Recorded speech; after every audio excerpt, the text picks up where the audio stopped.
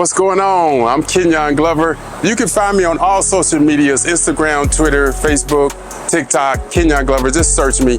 And also check out my episode on Boss Talks on the Rooftop.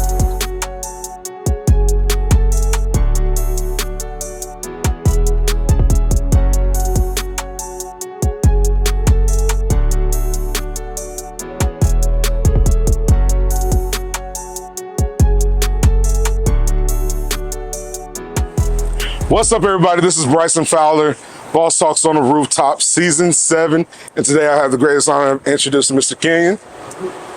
What's up, man? What's up, family? How you doing? Good. How you doing, man? I'm all right. Good to see you. You too, brother. Now, I gave you a short intro because I want you to pop your shit on camera, man.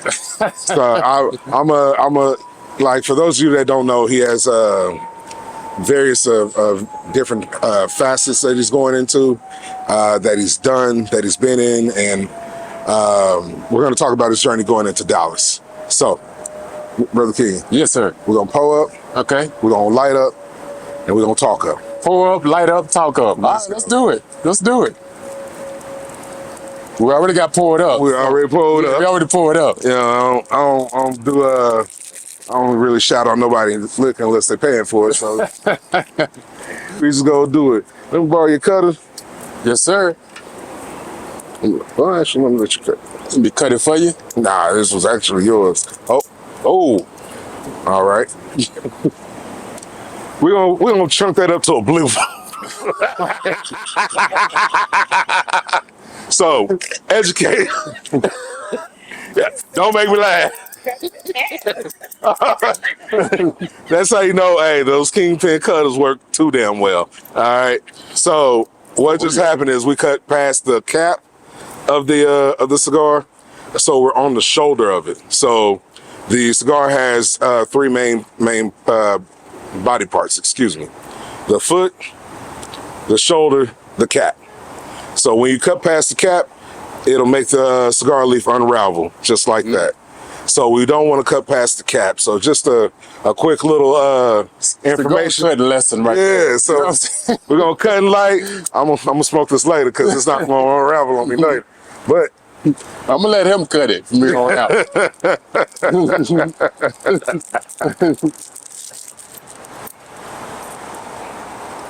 So what we want to do is we want to take our cigar at a 45-degree angle and just barely cut the tip off, just like that. All right? You got a good clean cut. And you just pack the tobacco back in there so it don't come loose. And then we're ready to light. Now, Brother King, I'm gonna let you try one more time. Okay. You gonna let me cut? Yeah. You're gonna cut your own. Each one teach one, baby. All right. I can handle it this time. I got the lesson 101. Yes, sir. So cigar cutting. And with a torpedo shape, that's what that is. You're just gonna cut the very tip off. Get the very tip. Right? Is that it?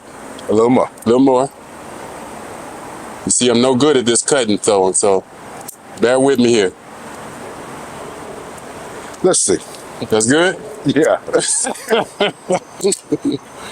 Now we light up? Now we're gonna light up with kingpin torches. Yo, these kingpin torches is the bomb, man. This is like the best thing I've ever seen, really. And I appreciate that. Those of you can't see the light, but you can actually tell because during the day, it's a single blue flame.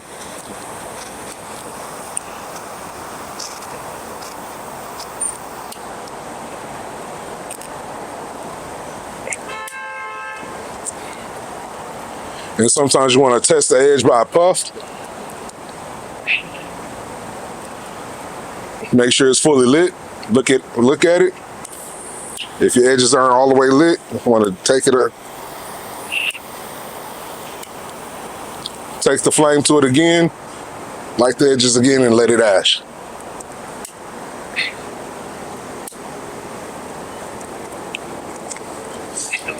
All right, we in business now. Yeah.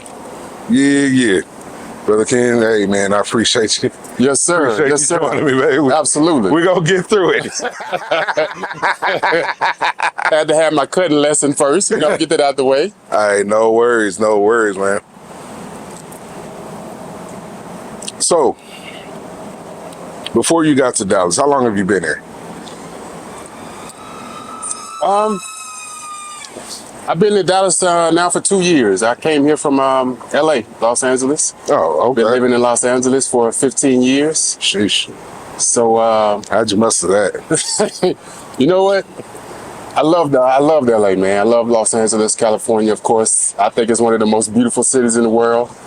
Of course, the beaches, the sunny weather, year round. Yeah. So I just needed, I needed a change. I needed something different. Can I be honest with you? Yeah. LA is ugly as hell to me. It's an ugly city to me. Oh, now what part did you go to? I've been through all of it. I've seen the beaches, like that's cool. Like, but it looked like you're going towards the desert first, and then you get to the beach, and then it's like it just looks like a bunch of hood places in Hollywood. You know what? Nobody's ever called Los Angeles ugly, ever. Hey, I've never heard that remark. I'm that outlier. I see. It's ugly as hell to me. But I might be offended if I was from there, but I'm not from there, so I'm like, okay, that's cool. I'm from Louisiana originally. Oh yeah, what part? Monroe, Louisiana. Oh, okay. So you're a country boy. I'm a country boy. In a big city. Not a country bumpkin, but I'm a country boy. Hey man, nothing wrong with being a country bumpkin here and there. But like nothing, being raised in the city and being raised in the country is you get an even kill of an upbringing, because you get both sides of the coin. Right. Like, what I'm saying, I can take you fishing, right, and then we can also go in the city and go rumble in the jungle. You know what I'm saying? Right. So it's really cool to have like that background. Yeah. So when you're from Monroe, what was that traveling to LA? You know what? It took a long time for me to adjust. That was a hard transition for me, because coming from a small country town of 50,000 people probably at that time to the huge city of Los Angeles, man, it took a lot of transitioning. It took a lot of adjusting. So I wasn't used to that. Yeah. You know what I'm saying? I felt so out of place. I felt so unusual, unordinary. You know what I'm saying? I'm around all these big famous people and actors and models, and it was hard at first, but I adjusted. I mean, because I was leaving the NBA. I played in the NBA for a short stint. So coming from the NBA market, transitioning to Los Angeles and entertainment industry, I mean, it wasn't hard because I'd already kind of experienced being around that kind of crowd. So it wasn't too hard, but it still took me a while to adjust. You know what I'm saying? Because I'm in a new environment, I'm in a new industry, going from being an athlete to now being in front of the camera to being an actor. So that was a hard adjustment at first. Man, what is that adjustment like? Because I know what the adjustment like is from being an athlete and going into the real world and getting a 9 to 5, and then trying to figure out your schedule and your structure. Right. What is that like, going from being a professional athlete and going into a entertainment industry where you're still a rookie at this point? Yeah. What's that like? You know what? It was like going from being a somebody to everybody pretty much kissing your butt to being a nobody to everybody is kind of like, well, you wait in line. We'll get to you when we get to you. You know what I'm saying? That's a humbling feeling, man. Right, exactly. Right. You don't know who the fuck I am? The fuck? What are we doing? It was one of them moments. Yeah. Right. I'm like, hold on now. Like, you didn't check my background? You don't know my record? You make me wait the back of the line? Yeah. You know what I'm saying? So it was a humbling experience, like you said. But, I eventually got humbled. Yeah. And I adjusted to being humble. So, after I did go through the humbling process and I started really kind of making my adjustments and really getting some nice little recognizable roles for myself, things started to turn for the better. So I started to kind of make my way around the industry and get some nice roles and make a name for myself. And I was getting onto some very good projects. And my first major project was Young and the Restless. Oh wow! So I was on Young and the Restless for a while. So I love that show. Yeah, right. So that was my first big break. And Young after and the that, Restless. man, everything else kind of just took off. Man, that's awesome, man. Because you had to put it into work and it just wasn't given to you. Right, absolutely. So what was your thought process in like going into like, dang, now I got to put in the work? Did you take that same passion that you had with playing ball and then just roll it over into the next thing, or was that an adjustment too? No, it was good because I was used to being a competitor. And of course, being in the entertainment industry, you competing against other people. So I'm bringing that same competitive spirit to this industry. So that was easy for me. You know, I'm about to work hard. I'm about to do whatever I need to do to gain the leverage and to learn and grow on that craft of acting. So I did everything I needed to do, taking acting classes, hiring an acting coach, and going to as many classes as I need to go, and being on as many sets as I needed to be on, just to learn and grow and get the knowledge and get the terminology down and all those kind of things. So it took a long time for me to kind of learn everything and how to move and how to navigate my way through the entertainment industry. Right. But after you get kind of your feet wet and you kind of get to know people, and it became easier and easier, man. Before you know it, it was like people was calling me like, yo, I want you to be a part of this project. Yo, I saw you in this. I want you to be a part of this. So, it kind of took off. Yeah. So the networking aspect really worked well with you after you put in the work. Yeah, absolutely. So I always think about, like, okay, with reading the script and going over your lines, man, how do you memorize your lines? And like how do you, because in my mind, I'm like, you're looking at a whole scene. Right. And just like, you can have 10 pages and that's probably what, 2 minutes of talking, if that. How do you go verbatim, or do you just make it your own and you put your own spin on what that character needs? You really have to know the backstory. You really have to know your character. You got to know what's going on in this scene. What is your character? How is your character acting? What's his mannerism? What's his placements? How is he moving? Is he sitting up? Is he standing up? Or what is he doing throughout the course of the dialogue or what he's saying? So it's a lot of different nuances you have to know, when delivering a scene and learning your lines. So my process is pretty much, I take line by line. Yeah. I learn the first line, and I'll say that one line, it could be 4 words. And I'll say that one line or 4 words probably 1,000,000 times before I move on to the next sentence and the next line.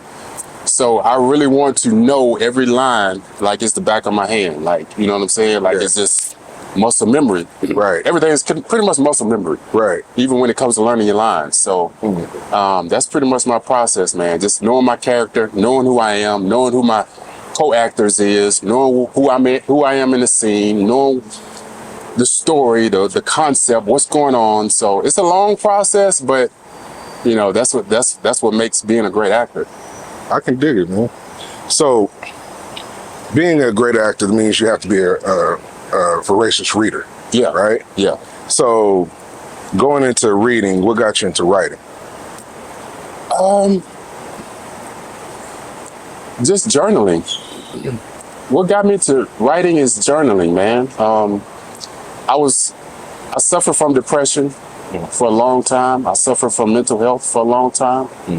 And the thing that got me into writing was just journaling, just sitting down, writing out my thoughts, writing out my emotions, what I was going through, why I was going through it, how I think I could change what I was going through. And as I sat down and I started writing, I started journaling, I found it so therapeutic. It was a way for me to release the frustration and the anger and everything that I was feeling as far as emotion go. And the more I started journaling, the more I felt comfortable just being a writer and writing out everything I was going through and that was in my head and just releasing it out on paper. So that's how I got into writing, just journaling and writing out whatever I was thinking, I would write it out. Yeah, because you produced a book. Yeah. What's the name of the book? Actually, 2 books now. Oh, okay. Yeah. Okay. What's the names? So the first book is called The Rebirth and Resurrection of a New Man. Oh, that's powerful. Yeah. I like that. The second book is called Faithful and Focused. Man, that's deep. You hit on two main points for me. Like everything embodying being the man and being focused and having faith. Right. Really resonates with me. So like just off the title alone, like I would pick up the book. Like, Yeah. because going through what your journey is, it's mental health month. I know there's other thing that they celebrate in the month of June, but it's actually Men's Mental Health Month. And what you said, like you was going through depression, and writing is what helps you work your way out of that, so much. So going into having faith and focus, is that help you realign, like your writing help realign you to being back into your faith and being back focused on your task? Absolutely, man. Absolutely. People that have heard my story before know that I've tried to commit suicide 4 different times. Over the span of 15 years, I've tried suicide 4 times. And so I'm here by the grace of God. Amen. I wasn't supposed to be here. Yeah. After 4 suicide attempts. I'm glad you failed at that. Yeah, me too. One thing that you've been successful at, I'm glad you failed at. You know what I'm saying? So I really appreciate you sharing that with us, man. Yeah. But like, I had to interrupt you to let you know that I'm glad that you weren't successful in that. Me too, man. Man, so all praises to you, brother. So, you know. Yeah, all glory to God, man, because God brought me through it. God saved my life. Yeah, absolutely. You know, because the times that I tried to commit suicide, there's no way I was supposed to live through that. You know, so that was an intervention from God. So I give him all the glory for being here right now. So yeah, being able to go through the mental health and go through depression and go through the suicidal attempts and being a survivor and knowing that God saved me for a purpose, knowing that I have a purpose here, that's what brought me back to my faith. You know, knowing that I still have a purpose. I have some work to do. You know, I'm here for a reason. I'm not here just wasting time, wasting space. So that's really motivated me to do what I do now, which is to go out and minister and speak to people, speak to the youth and empower them and encourage them and lead people out of that darkness. So many people are suffering in silence. People may not know. Yeah. People are not willing to admit that they suffered in silence, because I've been there. I know how it is. So when I encounter so many people that are suffering in silence, I'm like, yo, I've been there. I know what you're going through. So it's my duty, it's my mission, it's my purpose to go help pull those people out of that darkness. So that's my purpose now. And that's what I do pretty much on a daily basis. Man, God bless you, brother. I appreciate you sharing the story with us. So,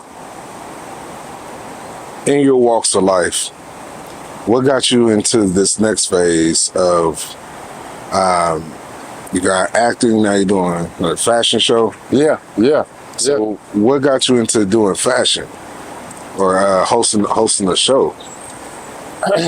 I started doing fashion shows back in Atlanta. So I lived in Atlanta for a few years, from 2014 to 2016, I believe. And my wife at that time, we divorced now, but she and I started Georgia Peach Fashion Week. We launched it from scratch. So when we launched it, we didn't expect it to, we didn't know how it was going to do. We didn't know it was going to be successful, or it was going to fail, or what, but we was like, we just going to give it a shot. So when we launched it, man, we got so much buzz, we got so much positive feedback, and it turned out to be one of the biggest shows in the Southeastern region in the first year. Yeah. So we did it for the next 3 years, and that's how I started doing shows. So when her and I split, and she doing her thing, whatever, and when I moved to Dallas a couple of years ago, I said, you know what, I want to start something here in Dallas. I want to launch my own fashion event here in Dallas. So that's what the idea came, and I called it Impact Fashion Showcase, because the whole mission behind it is to make an impact by impacting the lives of people that are suffering from mental health. So that's what the whole impact came from. I named it Impact because I want to continue making an impact in the lives of those people who are suffering.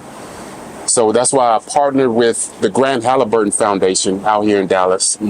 And the Grant Halliburton Foundation is a foundation that create programs, for mental health, Right. suicide prevention, and things like that. So I wanted to partner with them to give them part of the proceeds that we get from this event and donate to their cause. So that's how this whole journey of Impact Fashion Showcase began. That's powerful.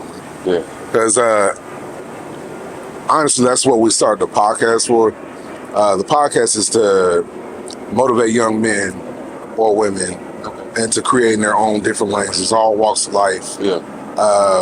And there's all different ways of being successful in this life. Right. You look at me, I'm a black roofer.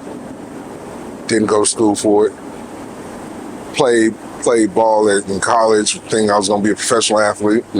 Had a tax business and then morphed into being in the roofing industry. Yeah. And my uncle's in the roofing industry for over 30 years. Had this man told me type of money he was making as a roofer, I probably would have never went to college. I would have like, yeah, we're going to throw all that away. Right. But when I tell people like my story, it's like, they're like, oh, wow. I'm like, yeah, man, there's so many different millionaires and different ways to make money at it. Yes. And so many different ways to be impactful. Yeah. That people need to see it and need to hear it. Absolutely. Like your story Absolutely. is not going to look like my story. My story is not going to look like their story. But if they can be inspired and lock in, That's what it's all about. you know. So I commend you and applaud you for coming on and sharing Yeah. your story, man. Because we're gonna keep rolling. Yeah. But it's just something in me that's like, yo, I connect with you when you say impact. Because I was told this story by one of my pastors. He said he was in the gym, he's working out, and he saw a guy who's looking all ripped up, and he's like, "Hey, man, what are you working out for? Are you like going into Training for something, or are you getting ready for something?" He's like, "Nah, bro, I'm just here to look good and maintain." And then he saw another guy working out real hard, and he looked ripped up and everything. He was like, "Say, man, what are you training for?" He was like, "Man, I'm a firefighter, and I'm a vet." And he's like, "Sometimes I gotta carry bodies out of buildings." Yeah. And he said, two things are important. Whether you're doing it for an image or doing it for an impact, you still got to do the work. That's powerful. And so he said, what's your purpose? Is your purpose to be an image, or is your purpose to make an impact? And so you saying impact fashion. Impact, right. Man, I was like, man, that's powerful, brother. Yes. That's powerful, because what you're out here doing is you're impacting everybody's lives by putting a positive spin on them. They come out there, they're doing their fashion. You just had one of the largest casting calls in Dallas. Yeah. And you know how many young women or young men that attended that and like, this is our big moment. Right, exactly. That's powerful. Yeah. And that's either they're either gonna get chose for that, and that's gonna impact their lives to go on to the next thing. Yeah. Or it's gonna impact their lives that they're gonna, okay, well, I'm gonna be ready for the next one. So Right. I love what you're doing, man. Thank you. So going into the next thing, what do you think about this cigar? Think about what? The cigar you smoke? Man, this cigar is the bomb, man. Yeah. I love it. Is this your brand too? Okay. I like it though, man. Yeah. Yeah. So I was today years old when I learned how to retrohale.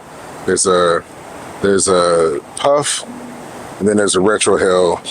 That's where you intake through the mouth and blow out the nose.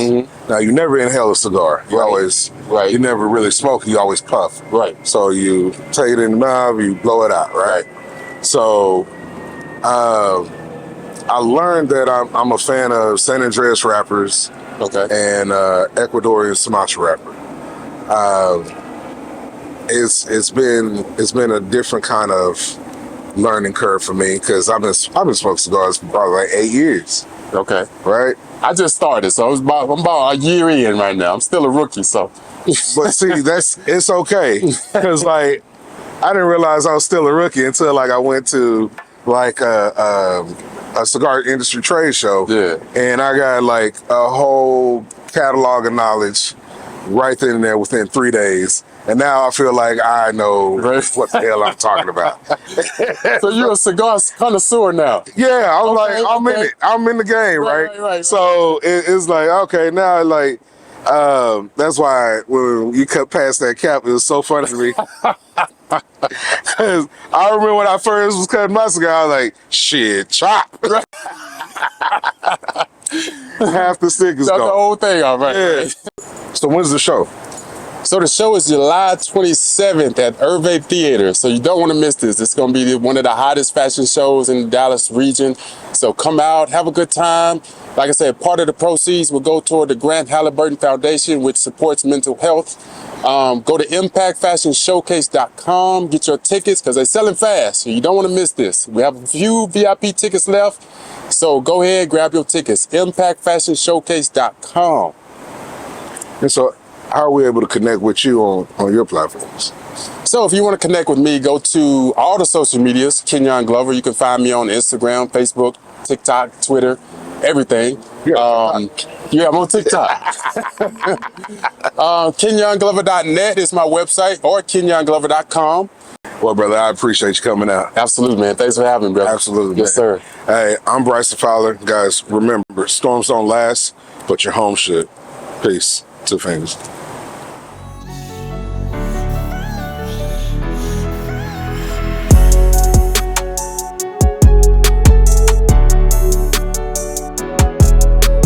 What's up, everybody? This is Bryson Fowler, Boss Talks on the Rooftop. I don't even know what season we're on. 7. We're still on 7?